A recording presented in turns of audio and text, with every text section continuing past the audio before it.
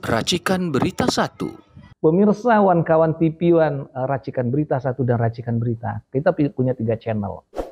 Memang kita menjaga ini marwah informasi siaran tentang kebenarannya harus kita lakukan, dan biar masyarakat tahu. Itu kan salah satu kode etik jurnalistik mengatakan begitu, bahwa pekerja seorang jurnalis adalah menyampaikan sebuah berita yang memiliki fakta dan data.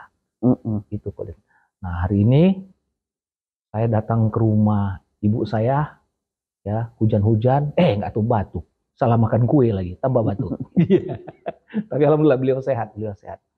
Tema kita hari ini adalah mengenai tentang, saya mau minta pendapat dari ibu saya, kriteria seorang calon gubernur DKI Jakarta.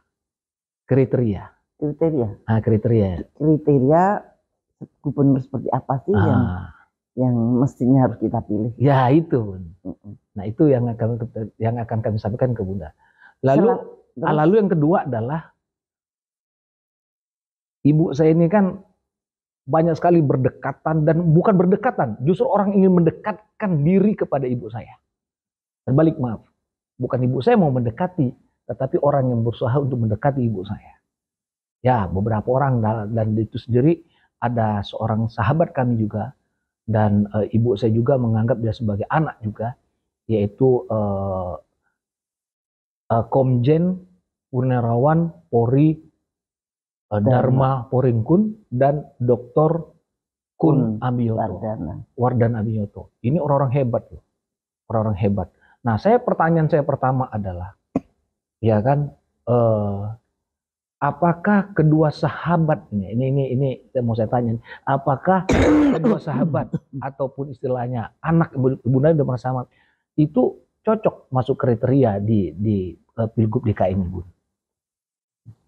Kriteria person apa kriteria keseluruhan? Ideologi. Selama ini kita selalu disuguhin gubernur-gubernur calon dari partai. Anda tahu sendiri partai itu apa ya? Apalagi setelah pemilu ini, kebanyakan masyarakat itu muak dengan partai, kesel sama partai gitu. Karena ternyata yang berdaulat di negeri ini adalah partai, bukan rakyat. Misalkan DPR yang berkuasakan partai, bukan rakyat. Nah, selama ini kita selalu disuguhin calon gubernur dari partai. Tentu saja itu petugas partai. Nah, kali ini kami mengajukan calon gubernur yang independen.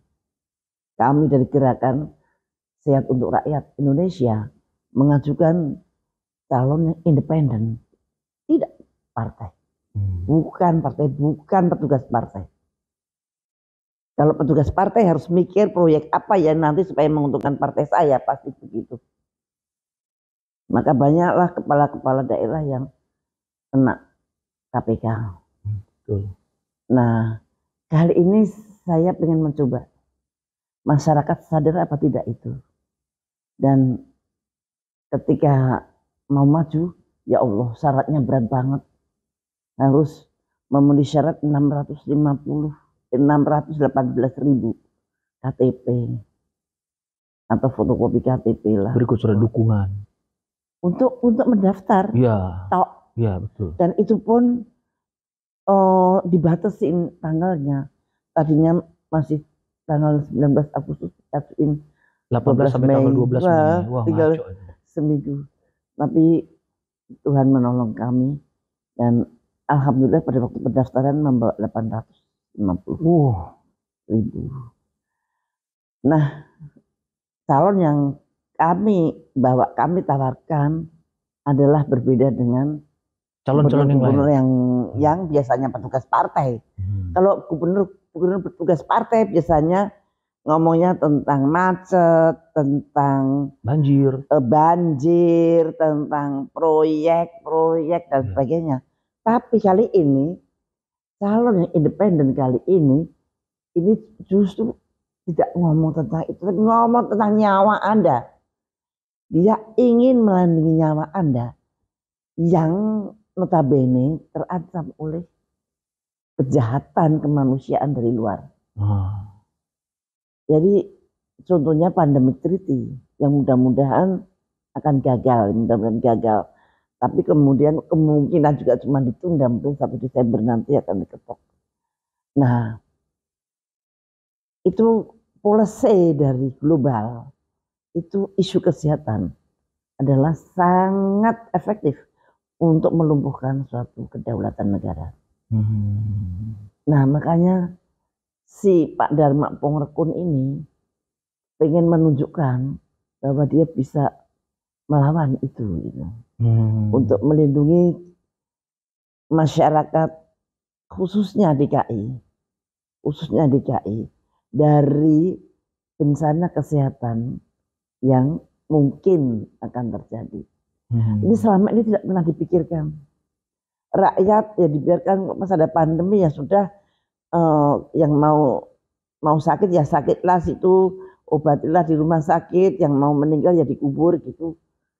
Pemerintah begitu aja, kalau perlu dibayarin perawatannya dibayarin, tapi kenapa tidak berusaha jangan sampai rakyat saya kena gitu. Nah ini Pongrekun ini mudah-mudahan dia bisa memberikan warna bahwa keselamatan nyawa itu sangat lebih penting daripada yang lain. Tentu saja dia juga akan memikirkan tentang banjir, dia akan memikirkan tentang macet ini, tetapi fokusnya adalah satu, rakyat selamat dari bencana kesehatan yang sekarang menjadi isu yang sangat penting di dunia internasional, dan rakyat tidak boleh bodoh. Jadi nanti dia akan membuat suatu beasiswa untuk orang DKI, beasiswa dan kesehatan dan pendidikan. Itu fokusnya Dharma Pongrekun untuk menjadi gubernur.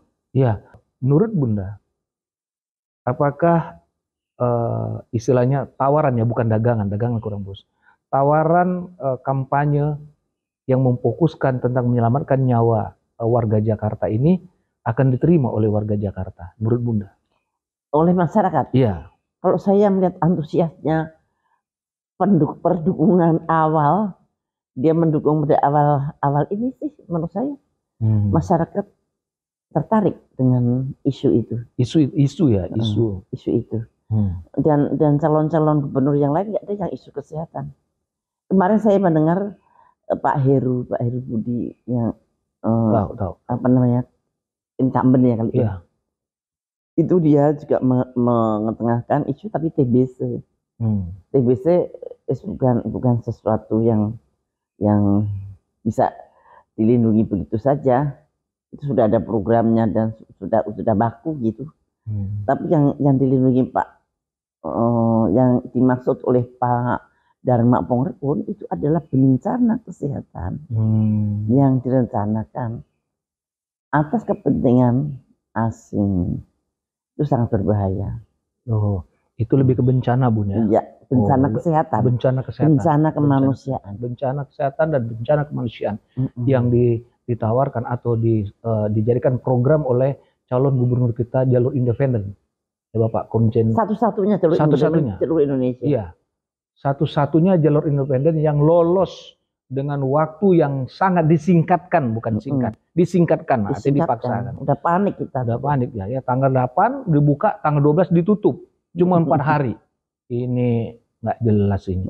Iya kan? Iya kan. Tapi untung sudah nyicil 2 bulan sebelumnya, 3 bulan sebelumnya. Untungnya KTP itu sudah nyicil. Jadi Pak Komjen itu udah lama merencanakan hal itu. Itu menariknya beliau berani melakukan itu. Nah, bagaimana dengan Dr. Kun? Dr. Kun itu adalah sekjen dari Gesuri. Dia seorang ilmuwan. Dia seorang jenius yang ketika dia umur 12 tahun dia sudah lulus SMA. Jadi dia jenius. Termasuk yang jenius. Dia ahli kuantum dan sebagainya. Dan dia orang yang beriman, orang yang sangat sopan santun. Dua-duanya menurut saya idaman deh. Contohnya Pak Dharma Pongrekun, polisi bintang 3. Hidupnya sederhana banget. Ya, saya tahu. Mobilnya cuma 1. Iya, betul. Betul. Fortuner tahun berapa saya nggak tahu. Betul. Sangat sederhana. Ya kayak saya lah sederhana. Kalau orang-orang sederhana berkumpul pada saya. Pak Kun itu orang yang cerdas sekali, pinter dan sangat halus, bermartabat. Humble lah orang Bunda. Humble. Di antara kedua ini, Bun, Ibunda lebih kenal siapa? Lebih ke Komjen atau dua-duanya lebih kenal? Yang lebih dulu Pongrekun, lebih dulu Pak Dharma. Pak Dharma saya kenal, dia jemput saya di dalam ketika saya ada di dalam. Dia menengok saya dan dia mengatakan, Ibu jangan pernah lelah berjuang dan saya akan ikut Ibu, dia bilang gitu. Mantap. Ibu jangan lelah berjuang, saya akan ikut Ibu. Oh, mantap. Bun, ini kembali ke masalah calon-calon yang lain. Ini kan calon-calon ini kan belum kelihatan nih, belum nampak yang maju siapa. Tapi beredar di pasar mengatakan yang maju itu Sudirman Said, ya kan? Lalu maju apa? Lewat partai? Belum tahu. Kalau lewat itu sudah tutup, lewat independen. Iya, ya artinya bahwa kalau partai kan mungkin belum. Maksudnya yang isu-isu di pasar itu yang mau maju untuk DKI 1 ini adalah Sudirman Said. Lalu diisukan lagi katanya Anies berpasangan dengan Prasetyo. Nggak tahu yang mana benar. Ini masih isu semua, masih pasar. Yang sudah fakta maju itu baru Komjen dengan Dr. Kun. Yang jelas kan melalui jalur independen. Nah, lalu ada lagi siapa lagi ya? Saya lupa namanya. Yang mau maju lagi itu katanya dari Nasdem tuh nggak tahu bener nggak itu apa berpasang dengan Anies. Pertanyaannya Bun, di antara Komjen Pongrekun, lalu Sudirman Said, lalu Anies, itu yang Bunda lihat apa kelebihan mereka bertiga itu? Satu kalau Anies ya, Anies mungkin masih punya sisa-sisa laskar panjangnya waktu maju presiden. Kemudian kalau Pak Dharma, dia kemungkinan menang di dalam isunya sangat baru, berbeda dengan yang dulu-dulu. Yang selalu banjir, macet dan selamanya tidak pernah teratasi. Karena memang itu multifaktorial, yang tidak gampang dan mesti dipikir bareng-bareng. Dan menurut saya itu tidak bisa dipakai untuk isu dalam berkampanye. Karena itu sudah terjadi terus. Apa gunanya lah kalau Pongrekun jelas kesehatan dan pendidikan. Kesehatan itu dia menyelamatkan dari kejahatan kemanusiaan dari pengaruh elit global. Ya. Kalau cuman stunting aja bukan masalah. Stunting itu bukan masalah. Stunting itu justru lebih masalah yang kompleks dari kemiskinan, bukan masalah kesehatan. Betul. Nah, tapi ini kejahatan di dalam kesehatan itu serem banget. Kejahatan yang direncanakan. Iya, kesehatan yang direncanakan. Kemarin kita sama-sama mengalami pandemik COVID. Apa yang kita dapat? Hancur-hancuran kan. Ekonomi hancur, PHK merebak kemana-mana dan sebagainya. Dan itu nanti kalau ada pandemik yang berikutnya mungkin akan lebih berat. Nah, kalau pimpinan kita tidak ada yang tegas, tidak ada yang berani dobrak, ya rakyat jadi korban. Loyo. Nah, ini Pongrekun ini kita harapkan dia bisa melakukan itu, gebrakan itu. Sudirman Said. Sepengetahuan Bunda, Sudirman Said bagaimana? Saya kurang kenal Bunda. Karena belum ada kiprah yang kelihatan. Tapi yang jelas saya belum tahu isunya dia apa. Ya, Anies juga belum. Anies belum ada isunya. Si Prasetyo itu belum. Tapi yang jelas bahwa Komjen dengan Dr. Kun ini sudah memiliki program yang jelas, yaitu masalah kesehatan dan pendidikan. Dukungan moral Bunda terhadap mereka berdua apa, Bun? Ya, dukungan moral. Setiap kali kita selalu kontak-kontakan. Saya selalu mengikuti dia. Kalau dia mendapat counter, ya saya mesti ikut mikirin, memberikan bahan-bahan. Ini gitu ya. Kadang-kadang keseleo, misalkan keseleo sedikit, tak pas itu keseleo di sini ini nggak apa-apa. Dan kami ya seperti anak saya lah, dua-duanya. Iya, itulah. Karena mereka berdua kami membimbingnya dengan penuh kasih sayang. Oke. Terakhir Bun, saya mau naik ke Bunda. Bunda yakin nggak bahwa Jokowi nggak ikut cawe-cawe di pilgub ini? Karena ada putranya loh, cawe-cawe bahwa aglomerasi DKI termasuk dalam aglomerasi, dan aglomerasi itu di bawah kendalinya dia. Kendalinya Wapres yang notabene Pak Gibran. Nah, itu saja cawe-cawenya beliau. Saya kira tidak jauh dan tidak dekat, pasti yang urus adalah proyeknya. Kalau Kaisang, ya mudah-mudahan bisa sinkron dengan pencegahan penyakit dan sebagainya. Mungkin mereka belum sempat memikirkan itu. Kalau saya lihat dari debat presiden dan wakil presiden kemarin ketika pemilu, itu isu kesehatan itu sangat miskin. Betul. Masa dia ngomongin stunting? Aduh, padahal negara ini dalam keadaan yang terancam oleh akal-akalan elit global di dalam membuat next pandemi, dalam menghadapi next pandemi. Kita belum siap apa-apa. Iya. Mestinya pertanyaannya di situ.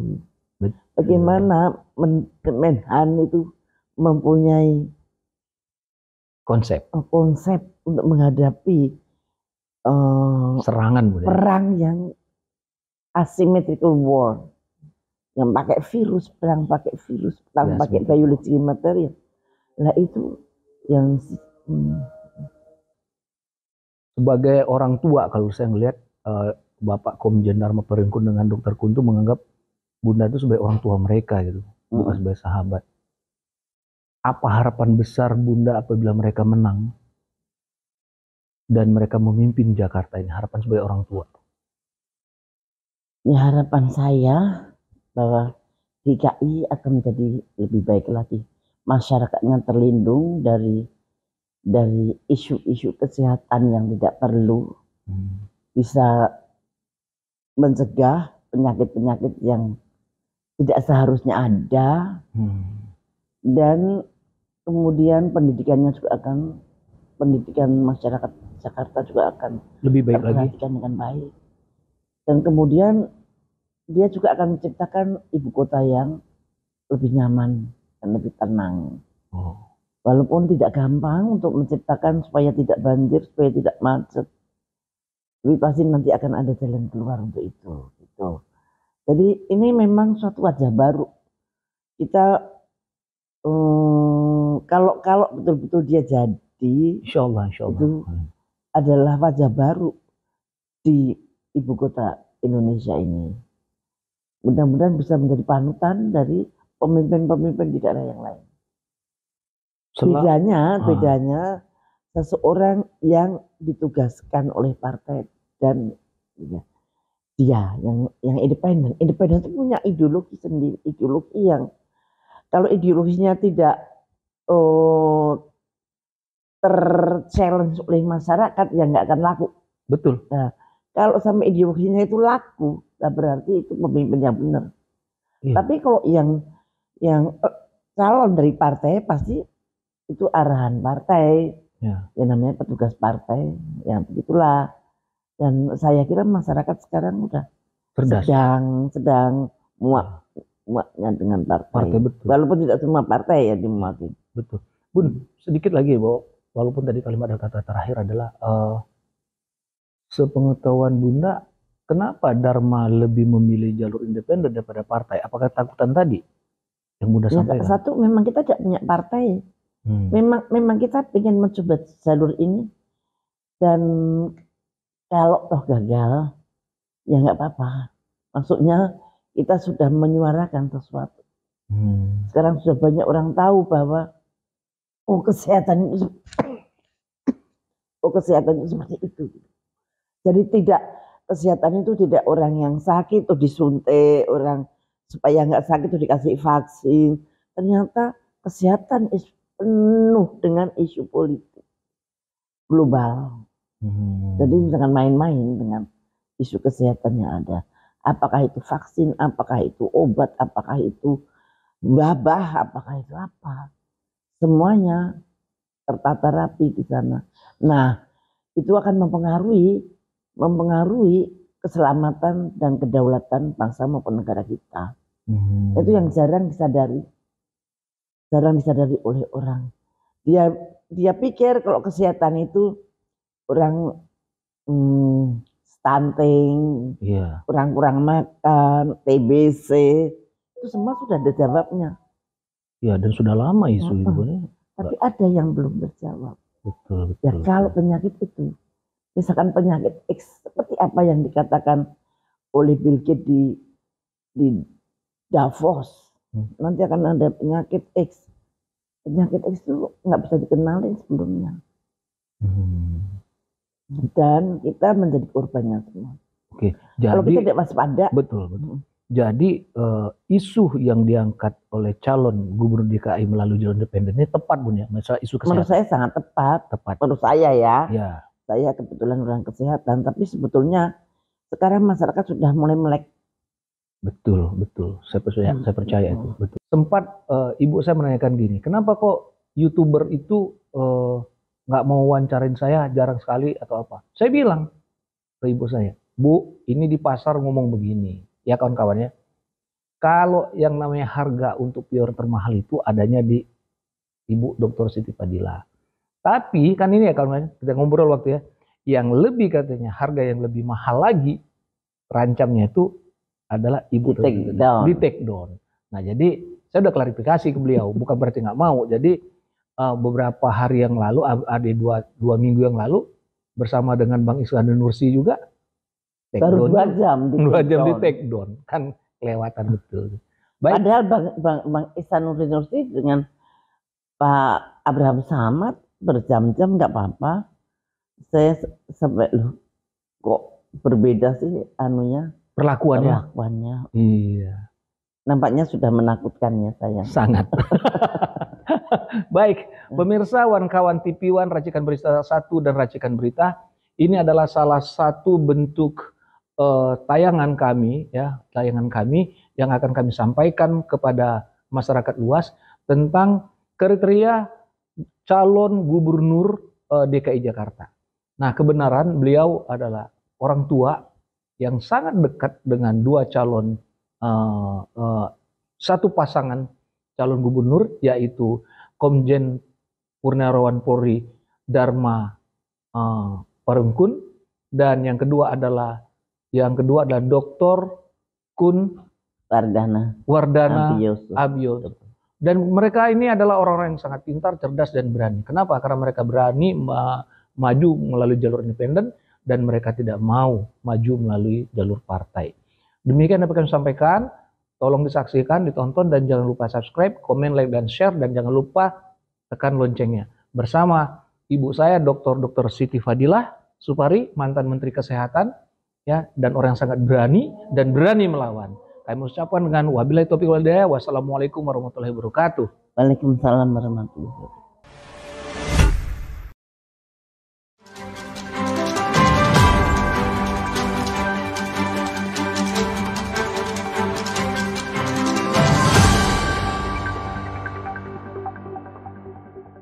Racikan Berita 1.